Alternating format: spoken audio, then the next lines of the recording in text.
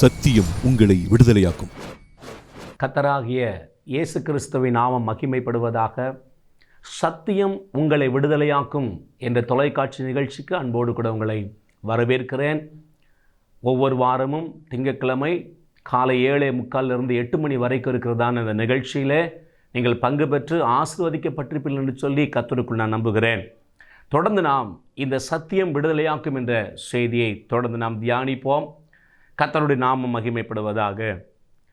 வெளிப்படுத்தின விசேஷம் 21வது அதிகாரம் 7வது வசனத்தை நாம் மையமாக வைத்து இந்த வார்த்தைகளை தியானித்து வருகிறோம்.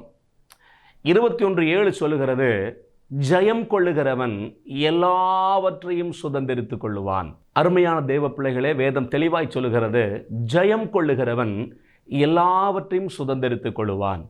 வெளிப்படுத்தின விசேஷம் 2வது அதிகாரத்தில் 7 சபைகளுக்கு செய்திகளை கொடுக்கும்போது எபேசு, சிமிர்னா, பெர்கமு, தியத்ரா, சர்தை, பிலதெல்பியா, லவோதிக்கேயா, இந்த 7 சபைகளுக்கும் தேவன் அங்கே செய்திகளை கொடுக்கும்போது 2 வார்த்தை ஒவ்வொரு சபைக்கும் திரும்ப திரும்ப சொல்லுவார். அதில் ஒன்று, ஆவியானவர் சபைகளுக்கு சொல்லுகிறதை காதுள்ளவன் கேட்க கடவன். இன்னொன்று, ஜெயம் கொள்ளுகிறவன் எவனோ, ஜெயம் கொள்ளுகிறவன் எவனோ. ஸோ திரும்ப திரும்ப திரும்ப ஜெயமுள்ள வாழ்க்கை வாழ வேண்டும் என்று வேதம் வலியுறுத்துவதை நாம் பார்க்க முடிகிறது. ஆகவே தான் வேதம் சொல்லுது, ஆண்டவராக இயேசு கிறிஸ்து எபேசியர் 1:3 நமக்காக மரித்து எல்லா ஆசீர்வாதங்களையும் நமக்கு சம்பாதித்து வைத்து விட்டார்.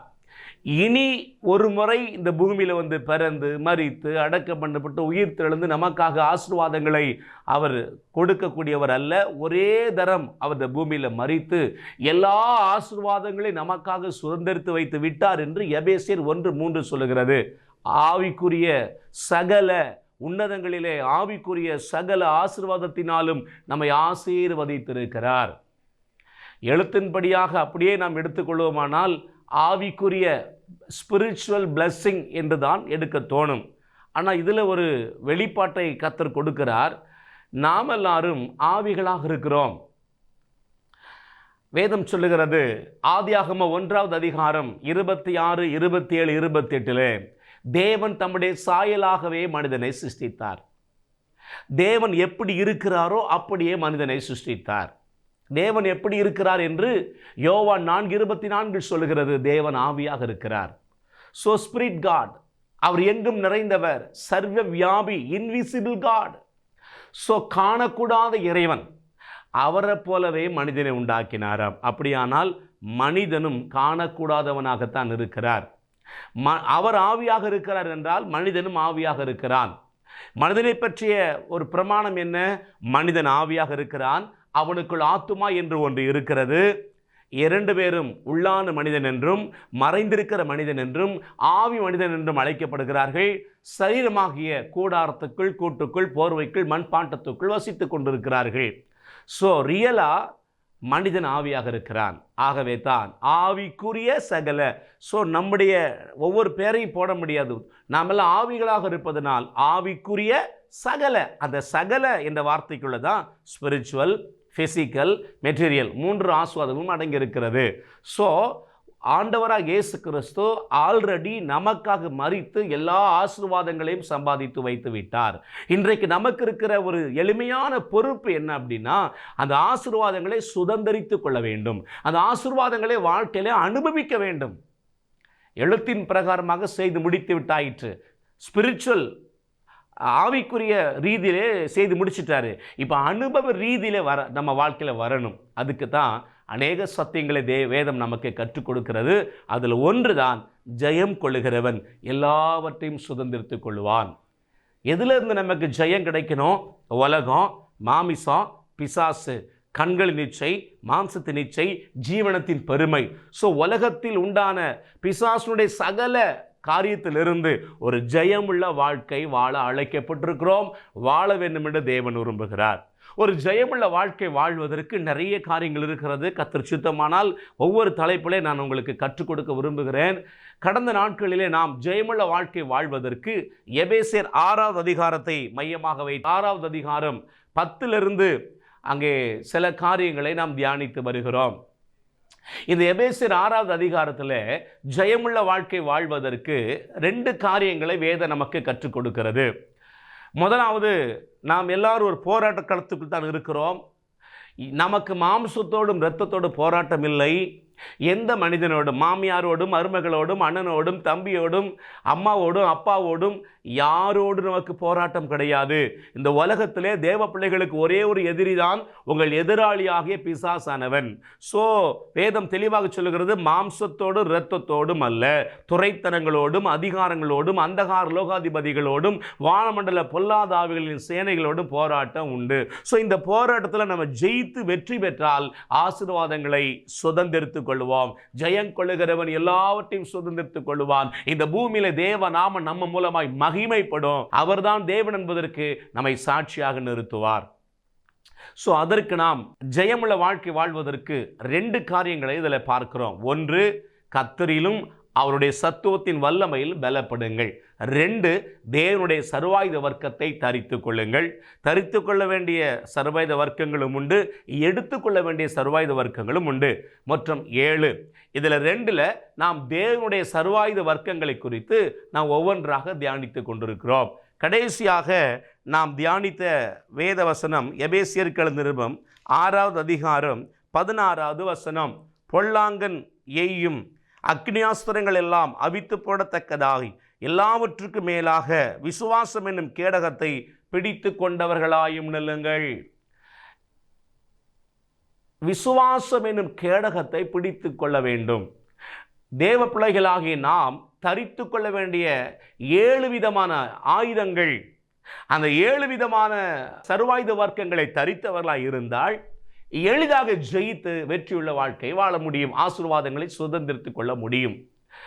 அதில் ஒன்றுதான் விசுவாசம் என்னும் கேடகத்தை பிடித்து கொண்டவர்களாய் நில்லுங்கள். பொல்லாங்கன் எய்யும் அக்கினியாஸ்திரங்கள் எல்லாம், அதான் உலகம், மிசாசு, மாம்சம், கண்களின் இச்சை, ஜீவனத்தின் பெருமை, இது எல்லாமே பல்வேறு விதங்கள் அவன் போராடி கொண்டே இருப்பான். ஒவ்வொரு ஏரியாவா சுற்றி சுற்றி வருவான். எல்லாவற்றையும் ஜெயிக்க வேண்டுமானால் விசுவாசம் என்னும் கேடகத்தை பிடித்து கொண்டவர்களாக நிற்க வேண்டும். கடந்த சீரீஸில் இதை பற்றி நான் பேசியிருக்கிறேன். தொடர்ந்து நாம் விசுவாசத்தை பற்றிய காரியங்களை கற்றுக்கொள்வோம். முதலாவதாக வேத புத்தகத்தில் புதிய ஏற்பாட்டில் ஆசீர்வாதங்கள் எல்லாம் நாம் சுதந்திரித்துக் கொள்வதற்கு தேவன் வைத்திருக்கிற ஒரு ஸ்பிரிச்சுவல் லா, ஒரு ஆவிக்குரிய பிரமாணம். அநேக ஆவிக்குரிய பிரமாணங்கள் இருக்கிறது. அதில் மிக முக்கியமான ஒரு ஆவிக்குரிய விதி என்னன்னு கேட்டிங்கன்னா ஃபெய்த் இஸ் எ லா. விசுவாசம் ஒரு ஆவிக்குரிய சட்டம். இந்த சட்டத்தை மீறி தேவனால் எதையும் செய்ய முடியாது. ஒன்னையும் கூட்டினா 2 என்பது மேத்தமெட்டிக்கல் லா. அது மேத்தமெட்டிக்கல் உடைய விதி. அது கணக்கில் அப்படித்தான். 1 கூட்டினா அதான் 2. இது உலகத்தில் எந்த மூலையில் போய் கூட்டினாலும் 2 தான் வரும். இதுதான் பிரமாணம், இதுதான் லா, இதுதான் விதி. மாறாத, யாருக்காகிலும் எதற்காகிலும் எந்த சூழ்நிலைகளிலும் மாறாத ஒன்றுதான் பிரமாணம் என்பது. வேதம் தெளிவாய் சொல்லுகிறது. ஆண்டவர் இயேசு செய்த எல்லா அற்புதங்களையும் நீங்கள் கண்ணோக்கி பார்த்தால் ஒரு காரியத்தை எம்பசைஸ் பண்ணியிருப்பார், வலியுறுத்தி இருப்பார். நீ விசுவாசித்தால் தேவ மகிமை காண்பாய், விசுவாசிக்கிறவனுக்கு எல்லாம் கொடும். விசுவாசத்தை பேஸ் பண்ணியே உன் விசுவாசம் உன்னை ரட்சித்தது. விசுவாசத்தின் அடிப்படையில் தான் நிறைய அற்புதங்களை ஆண்டவராக இயேசு செய்தார். நம்ம வாழ்க்கையிலும் வெற்றி உள்ள, கனி நிறைந்த ஒரு ஜெயமுள்ள வாழ்க்கை வாழணும், ஆசீர்வாதங்களாக சுதந்திரித்துக் கொள்ள வேண்டுமானால் விசுவாசம் தான் நமக்கு அஸ்திபாரம், விசுவாசம் தான் நமக்கு ஆதாரம். ஒவ்வொரு கடலில் இருக்கிற மீன்களுக்கும் தண்ணி தான் ரியல் நீடு. அதான் ஒரு உண்மையான ஒரு ஆதார சோர்ஸ். தண்ணிக்குள்ளே இருந்தால் தான் உயிர் வாழும். அதே போலத்தான் விசுவாசம் என்ற தண்ணீருக்குள்ள நீங்களும் நானும் இருக்கிற வரையில தான் வெற்றியாக வாழ முடியும், உயிர் வாழ முடியும், ஜெயமாய் வாழ முடியும். மரமானது மண்ணோடு இருக்கிற வரைக்கும் தான் பூத்து காய்த்து கனி கொடுக்கும். விசுவாசம் என்ற மண்ணோடு, விசுவாசம் என்ற பூமியோடு அட்டாச்சாக இருக்கிற வரைக்கும் தான் நாம் பூத்து காய்த்து கனி கொடுக்க முடியும். ஆகவே விசுவாசம் மிக மிக முக்கியமான ஒன்று.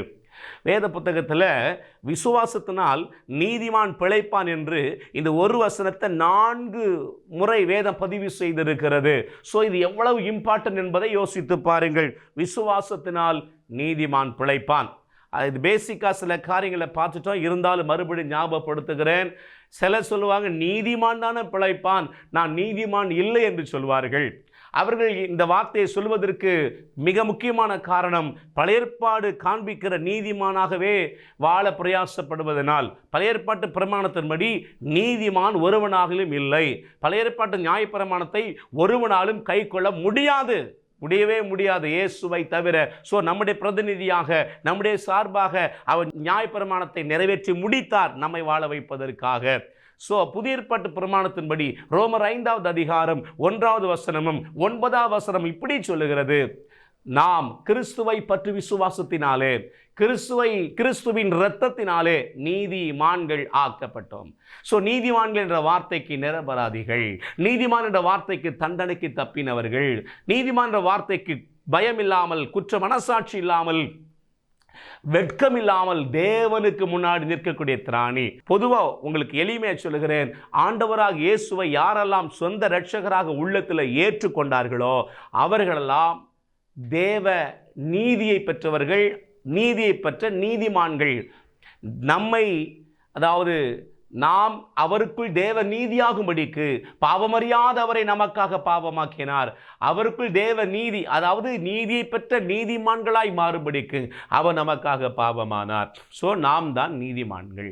இப்போ நாம் எவ்வளோ பெரிய பிரச்சனையாக இருக்கலாம், இந்த சத்தத்தை கேட்கிற உங்களுக்கு கடன் பாரம் அழுத்தி கொண்டிருக்கலாம், வியாதி பயமுறுத்தி கொண்டிருக்கலாம், கணவனால பிரச்சனை, பிள்ளைனால பிரச்சனை, தொழிலில் முன்னேற்றம் இல்லை, பல விதங்களில் கண்ணீர் விட்டு பெருமூச்சு விட்டு ஐயா எனக்கு எதிர்காலம் உண்டா, எனக்கு வாழ்வு உண்டா, எனக்கு மாற்றம் வருமா, எனக்குன்னு ஒரு ஃபியூச்சர் வருமா அப்படின்னு யோசிச்சிருக்கலாம். சான்ஸே இல்லை, எல்லாமே ட்ரை ஆயிடுச்சு, எல்லா பக்கமும் கதவு அடைக்கப்பட்டுச்சு, எந்த ஒரு சோர்ஸும் இல்லை, எந்த ஒரு ஆதாரமும் இல்லை, நான் பிழைப்பதற்குன்னு யோசிக்கிறீங்களா?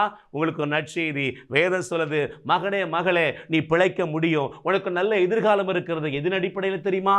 விசுவாசத்தினால் நீதிமான் பிழைப்பான்.